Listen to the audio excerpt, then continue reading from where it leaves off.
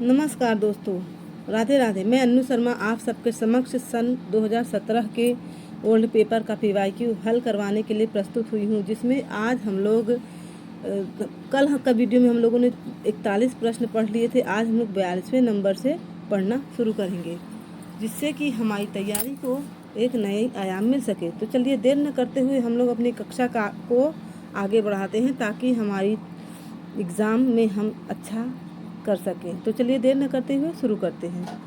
पहला क्वेश्चन देखिए, हमारा 42 नंबर का क्या है। आचार्य हजारी प्रसाद द्विवेदी के अनुसार निम्नलिखित संप्रदायों का सही अनुक्रम बताना है ना। तो देखिए पहला ऑप्शन क्या है पहले का, तो ब्रह्म संप्रदाय है। क्या है? ब्रह्म संप्रदाय, सनकादि संप्रदाय, फिर श्री संप्रदाय, फिर रुद्र संप्रदाय, है ना। तो आप सबको पता है कि इसमें हमारा कौन सा सही है। हमारा ऑप्शन नंबर 3 सही हो जाएगा, है ना। सबसे पहले क्या आता है? श्री संप्रदाय, फिर क्या आता है? ब्रह्म संप्रदाय, फिर रुद्र संप्रदाय, फिर सनकादि संप्रदाय, है ना। तो इन 4 संप्रदायों के अलावा भी उन्होंने बताए हैं, जैसे श्री संप्रदाय, ब्रह्म संप्रदाय, रुद्र संप्रदाय, है ना। श्री संप्रदाय, ब्रह्म संप्रदाय, रुद्र संप्रदाय और सनकादि संप्रदाय, और साथ में राधा वल्लभी संप्रदाय, गुरु नानक और भक्तगण, सूफी साधना का आविर्भाव आदि, है ना। इतना सब कुछ आचार्य द्विवेदी जी ने बताया है। ठीक है, चलिए देर न करते हम लोग दूसरे प्रश्न पर बढ़ते हैं। कालक्रम की दृष्टि से निम्नलिखित काव्य कृतियों का सही अनुक्रम बताना है। ठीक है दोस्तों, तो इसमें हमारा कौन सा सही हो जाएगा? इसमें हमारा पहला ही ऑप्शन सही हो जाएगा। सबसे पहले आता है अंग दर्पण, जो कि 1737 ईस्वी में रसलीन जी द्वारा लिखा गया था, है ना। आप लोग पेन कॉपी जरूर लेके बैठिए और इसको सम सहित नोट कर लीजिए, क्योंकि पीवाईक्यू बहुत ही ज़्यादा ज़रूरी होते हैं हमारी परीक्षा की दृष्टि से। तो अंग तर्पण हमारा 1737 में आया था, रसलीन जी की रचना, ये तो आपको पता ही है। फिर बिरह वारिस आया। बिरह वारिस कब आया था? 1775 ईस्वी में आया था। 1775 से 1800 ईस्वी के बीच ये बुधा जी की रचना है। फिर आया व्यंग्यार्थ कौमुदी, जो कि हमारे प्रताप शाही जी की रचना है, 1825 में आया था। उसके बाद आया था मधुर प्रिय। ठीक है दोस्तों, चलिए देर न करते हुए हम लोग आगे बढ़ते हैं। प्रश्न नंबर 84 देखते हैं। प्रकाशन वर्ष के अनुसार निम्नलिखित रचनाओं का सही अनुक्रम क्या है, इसको बताना है हमें। ठीक है, तो इसमें हमारा पहला ऑप्शन ही सही हो जाएगा। इसमें भी रश्मि रथी, कनुप्रिया, द्रौपदी और संशय की एक रात। आप सबको पता है कि रश्मि रथी का समय 1952 ईस्वी है, और इसमें कर्ण जी का चरित्र चित्रण किया गया है ना, और ये रामधारी सिंह दिनकर की रचना है, ये भी आप सबको पता है। कनुप्रिया 1959 में ना, रश्मि रथी 1952 में आया था, और कनुप्रिया 1959 में आया। राधा के माध्यम से प्रेम संवेदन का चित्रण धर्मवीर भारती जी की रचना है। फिर आता है द्रौपदी, है ना। द्रौपदी 1960 ईस्वी में आया था, नरेंद्र शर्मा जी की रचना है। इसमें द्रौपदी के केंद्र में जीवन शक्ति का प्रतीक दिखाया गया है। ठीक, फिर आया संशय की एक रात, जो कि नरेश मेहता जी की रचना है, 1962 में आई थी, और यह राम के मन में संशय का चित्रण करता है। ठीक है, राम के मन के संशय का चित्रण इन्होंने किया है इसमें। फिर आते हैं हम लोग प्रश्न नंबर 45 पर। प्रश्न नंबर 45 देखिए क्या है। रचनाकाल के अनुसार भारतेंदु हरिश्चंद्र की निम्न रचनाओं का सही अनुक्रम आपको बताना है। ठीक है, तो भारतेंदु जी की रचनाओं का सही अनुक्रम देखिए। सबसे पहले क्या आया था? प्रेम तरंग आया था। ठीक है, इसमें प्रेम तरंग दिया है। सबसे पहले हमारा क्या होगा, ऑप्शन हमें बताना है। पहले तो ऑप्शन हम लोग देख रहे हैं।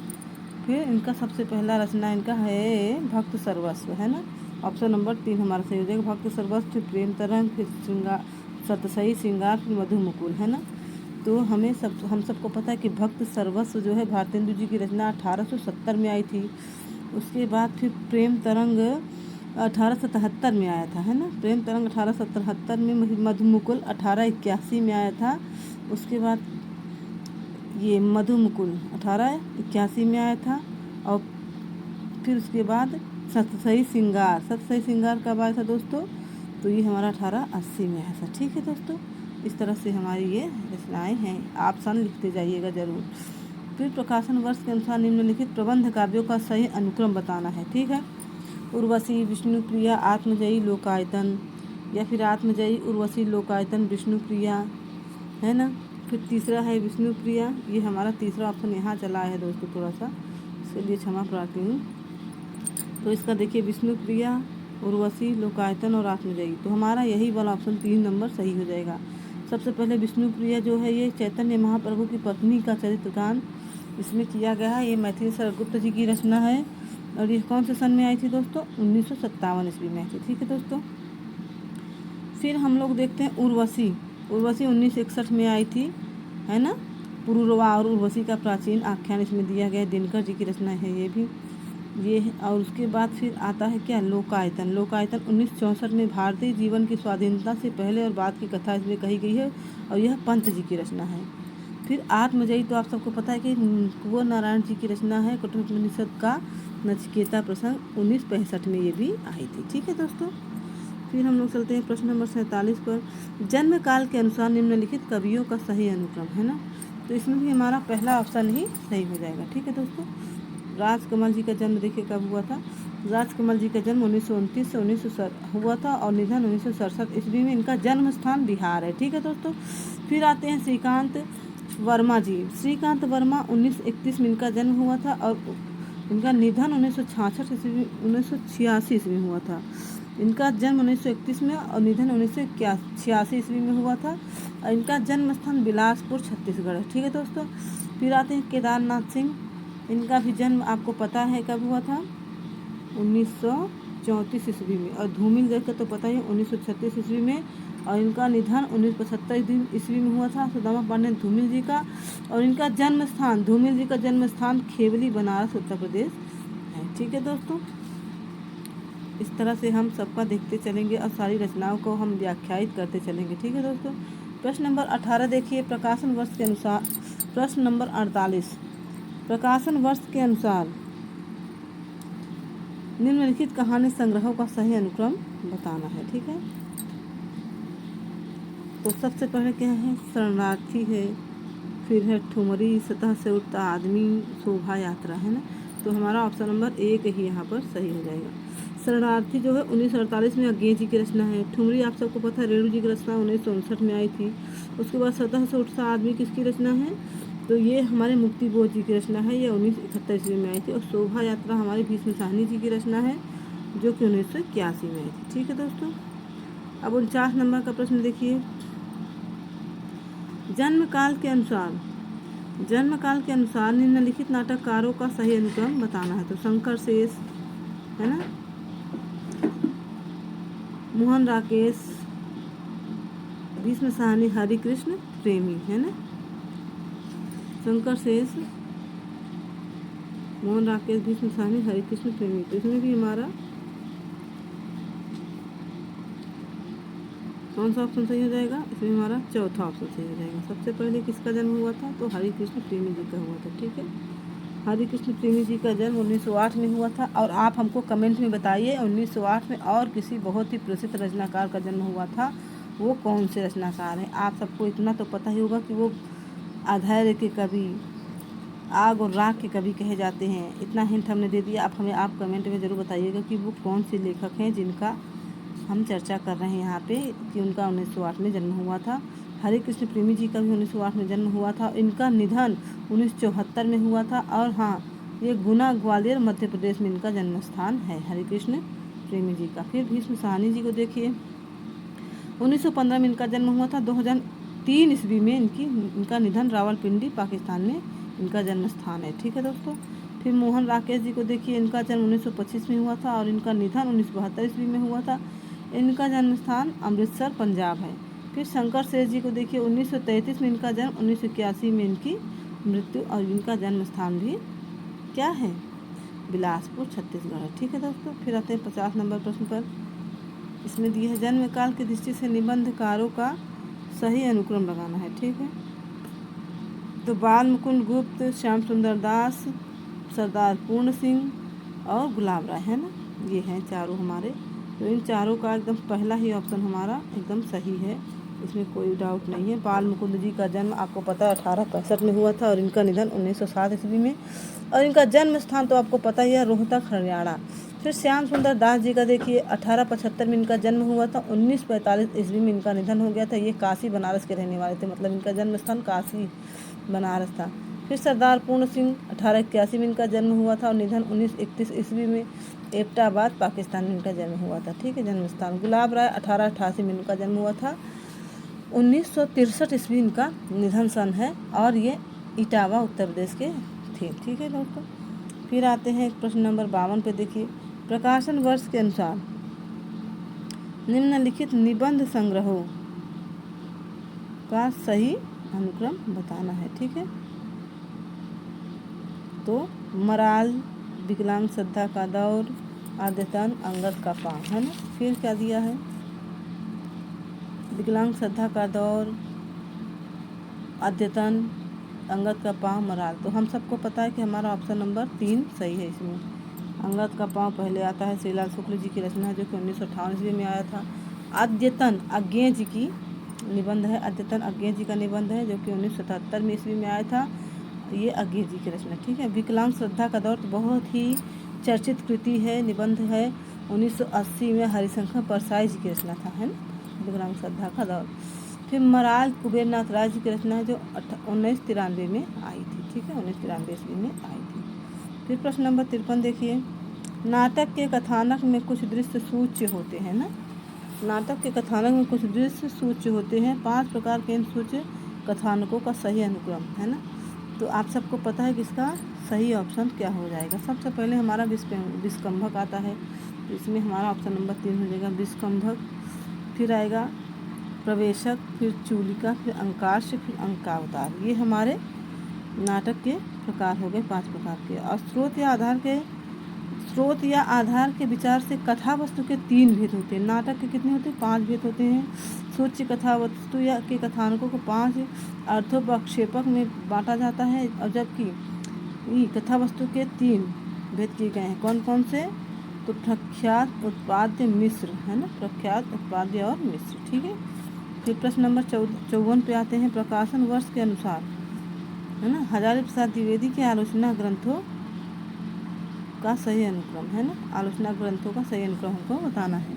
हिंदी साहित्य का आदिकाल, मध्यकालीन बोध का स्वरूप, लालित्य मीमांसा, हिंदी साहित्य की भूमिका। तो हम सबको पता है कि इसमें हमारा ऑप्शन नंबर कौन सा सही हो जाएगा, 4, है ना। ऑप्शन नंबर हमारा 4 सही है इसमें। ठीक है, हिंदी साहित्य की भूमिका, ये तो बहुत ही फेमस रचनाकार हैं, तो उनको तो आपको पता ही होना चाहिए। हिंदी साहित्य की भूमिका 1940 ईस्वी में आई थी। फिर हिंदी साहित्य का आदिकाल 1952 ईस्वी में आई थी। फिर लालित्य मीमांसा 1962 ईस्वी में आई थी। फिर मध्यकालीन बोध का स्वरूप 1970 ईस्वी में आई थी। ठीक है दोस्तों, इस तरह से हमारे हजारी प्रसाद द्विवेदी जी की रचनाएँ आती हैं, आलोचनात्मक ग्रंथ। सुरेंद्र वर्मा के नाटकों का सही अनुक्रम बताना है। ठीक है, तो सबसे पहले देखिए कौन सा हमारा इसमें सही हो जाएगा, तो हमारा तीसरा ऑप्शन यहाँ पर सही हो जाएगा। ठीक है दोस्तों, सबसे पहले इनकी रचना आती है द्रौपदी का प्रकाशन वर्ष क्या है, 1972, है ना। फिर उसके बाद क्या आता है, इनका 8वां सर्ग, है ना। इसमें 8वां सर्ग है 1976 ईस्वी में। ठीक है, उसके बाद 1 दूनी 1 आता है। 1 दूनी 1 कब आया, 1987 में। फिर रति का कंगन 2011 में। अगर इनकी रचनाओं को हम एक क्रम से देखें तो सबसे पहले आता है द्रौपदी 1972 में। फिर द्रौपदी, सेतुबंध, नायक, खलनायक, विदूषक, ये सभी 1972 की रचनाएं हैं। फिर सूर्य की अंतिम किरण से सूर्य की पहली किरण तक, ये 1975 में आती है। फिर 8वां सर्ग तो आपको पता है 76 में। सैयद, छोटे सैयद, बड़े सैयद 1962 में आई थी। 1982 में आई थी दोस्तों, थोड़ा सा मिस्टेक हो गया। छोटे सैयद, बड़े सैयद 1982 में आई थी। 1 दूनी 1 1987। शकुंतला की अंगूठी 1990। कैदे हयात 93 में आई थी। रति का कंगन 2011 में आई थी। ठीक है दोस्तों, फिर देखिए निर्देश दिया। प्रश्न संख्या 56 से 65 तक के प्रश्नों में 2 कथन दिए गए हैं। इनमें से एक स्थापना है और तर्क में कोड दिए गए हैं। ठीक है, दिए गए विकल्पों में से सही चयन करना है। ठीक है दोस्तों, तो पहला देखिए क्या है, जहाँ व्यक्ति जीवन का लोक जीवन में लय हो जाता है वही भाव की पवित्र भूमि है ना। फिर उसके बाद तर्क देखते हैं क्या दिया है। तर्क क्या दिया है, रीजन जिसको कहते हैं, इसलिए कविता में विश्व हृदय का आभास कविता की यथार्थवादी अवस्था है ना। तो इसमें ए सही है लेकिन आर हमारा गलत है, तो ऑप्शन नंबर 4 हमारा सही हो जाएगा। ए सही मगर आर गलत। कैसे गलत हो जाएगा? जहाँ व्यक्ति अपने व्यक्तिगत जीवन को लोक के जीवन में समाहित कर देता है या लोक के मंगल में लीन होकर स्व का भान नहीं करता है, वहीं पर भाव की पवित्र भूमि होती। कविता में विश्व का हृदय आभास यथार्थवादी अवस्था नहीं है, बल्कि कविता में लोक का सत्य चित्रण या कहें कि हूबहू चित्रण यथार्थवादी अवस्था है, मात्र आभास नहीं। अतः स्थापना सही और तर्क गलत हो जाता है। ठीक है दोस्तों, फिर आते हैं प्रश्न नंबर 57 में। काव्य का आनंद लोकोत्तर और अनिर्वचनीय होता है। ठीक है, काव्य का आनंद लोकोत्तर और अनिर्वचनीय होता है, क्योंकि रस को ब्रह्मानंद का समानार्थी कहा गया है। रस को ब्रह्मानंद का समानार्थी कहा गया है। इसका भी हमारा देखिए ए सही और आर भी सही, इसमें दोनों सही है, क्योंकि काव्य का आनंद लोकोत्तर अर्थात लोक से अलग है। यह हमें सांसारिक मोहमाया से ऊपर उठा देता है। इस आनंद का वर्णन नहीं किया जा सकता, अर्थात यह वर्णन भी अनुभव की प्रक्रिया है जो सिर्फ महसूस किया जाता है। ठीक है, इसलिए कभी भी काव्य को हम लोग देखिए जहाँ रहते हैं वहाँ से अलग दूसरी ही दुनिया में खो जाते हैं जब भी हम कोई कविता या गाना सुनते हैं तो, है ना। इसलिए काव्य के आनंद में हमें रस की प्राप्ति होती है और यह रस ब्रह्म के समान आनंद देने वाला होता है। इसलिए ए और आर हमारा यहाँ पे दोनों सही हो जाएगा। ठीक है दोस्तों, फिर प्रश्न नंबर 58 देखिए। रस ज्ञान द्वारा ग्राह्य होता है। अब बताइए, कह रहे हैं रस ज्ञान द्वारा ग्राह्य होता है, तो ये हमारा गलत हो जाएगा, है ना। रस ज्ञान के द्वारा कहाँ, संवेदना के द्वारा नहीं होता। फिर दूसरा तर्क है रीजन, क्योंकि हृदय की अनुभूति के साथ ही उसकी बौद्धिक सत्ता भी होती है। इसमें हमारा ए और आर दोनों ही गलत हो जाएंगे। ठीक है दोस्तों, ऑप्शन नंबर 3 सही हो जाएगा हमारा, क्योंकि रस को ज्ञान से नहीं बल्कि संवेदन और भाव से हम ग्रहण करते हैं। जहाँ हृदय की वास्तविक अनुभूति है वहाँ बुद्धि की सत्ता नहीं होती। अनुभूत संवेदना आधारित और बौद्धिकता तर्क आधारित होती है ना। अतः स्थापना और तर्क दोनों गलत हो जाते हैं। ठीक है दोस्तों, फिर आते हैं प्रश्न नंबर 59 पर। देखिए, कह रहा है छायावादोत्तर कविता विचार प्रधान काव्य है ना। छायावादोत्तर कविता कैसा है, विचार प्रधान काव्य है ना। ठीक है, चलो देखते हैं। फिर क्या कह रहे हैं, क्योंकि उसमें कभी निजी संवेदनानुभवों को अभिव्यक्त होने का अवसर ही नहीं मिला। लो, दोनों ही गलत हो गए हमारे तो, है ना। क्योंकि छायावादोत्तर कविता केवल विचार प्रधान है, ऐसा तो नहीं है। उसमें लोग अपने निजी जीवन को भी लिखते हैं, सामाजिक चेतना भी होता है ना। तो हमारा ए और आर दोनों ही गलत हो जाते हैं। ऑप्शन नंबर ए हमारा सही हो जाएगा, पहला ही, क्योंकि छायावादोत्तर कविता मात्र विचार प्रधान काव्य ही नहीं है, बल्कि इसने सामाजिक चेतना और भावबोध तथा संवेदना और यथार्थता को भी अपने परिवार में शामिल किया है। हाँ, छायावादोत्तर कविता में प्रयोगवाद जरूर बौद्धिकता और विचार प्रधान काव्य को वरीयता देता है।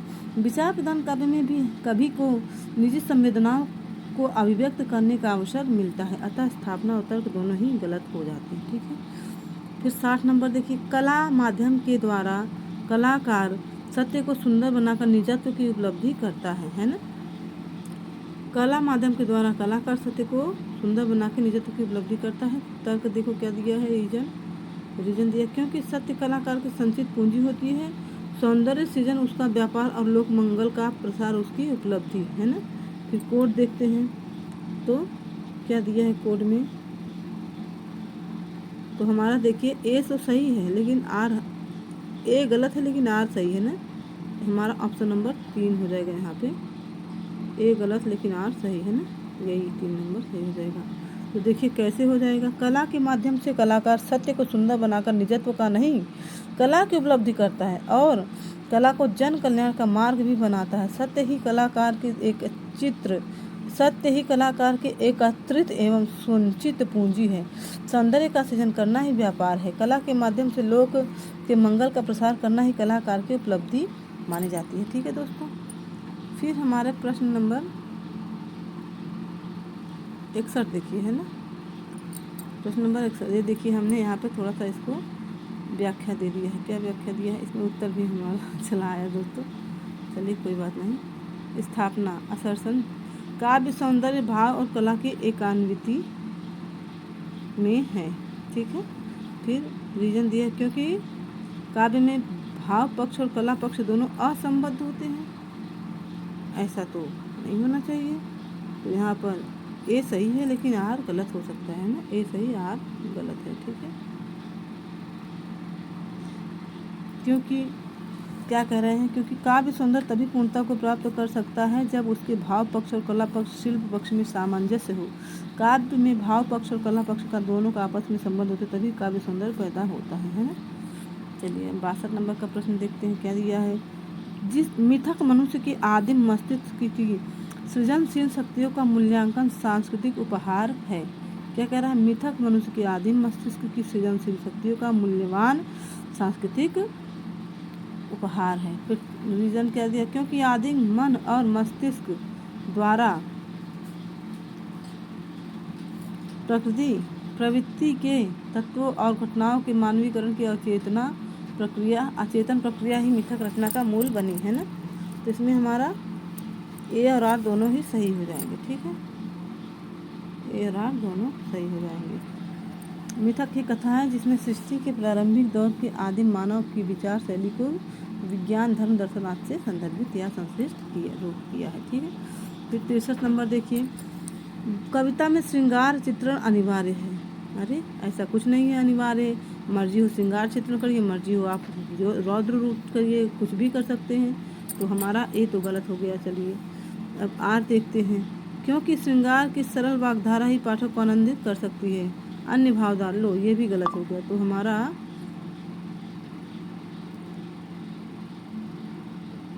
ए गलत और आर दोनों ही गलत हो गए। ठीक है, हमारा ए आर दोनों गलत हो गए। ऑप्शन नंबर 4 हमारा यहाँ पे आ जाएगा। ठीक है दोस्तों, फिर 64 प्रश्न देखिए, कविता एक अलौकिक और आध्यात्मिक प्रक्रिया है। कविता एक अलौकिक और आध्यात्मिक प्रक्रिया है ना। फिर तर्क देखिए, इसलिए जीवन का लौकिक पक्ष उसमें नहीं आ सकता है ना, इसलिए जीवन का लौकिक पक्ष उसमें नहीं आ सकता, ऐसा बोल रहे हैं।